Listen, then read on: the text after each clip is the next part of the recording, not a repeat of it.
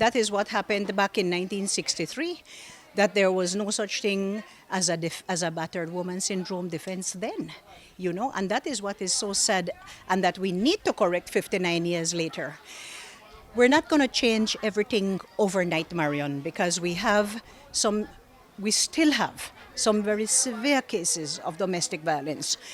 But I would just like to say that because we are shining the spotlight, as I put it, because there is something called the Spotlight Initiative, where the European Union and our United Nations partners are helping us with a big project to fight domestic violence in civil society and in government institutions.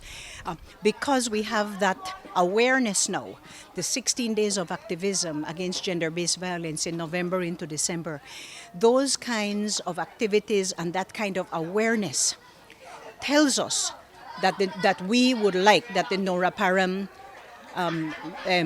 situation never happens again. And I think Honorable Tracy Tager put it very eloquently in the House. And I was very, very pleased that we were absolutely united on this issue in the House on Friday. With the kinds of defense attorneys that we have these days, and the spotlight having been shined on the issue of domestic violence, then those defenses will definitely come to the forefront now. The court can appoint a criminal defense attorney in capital cases, as we call them.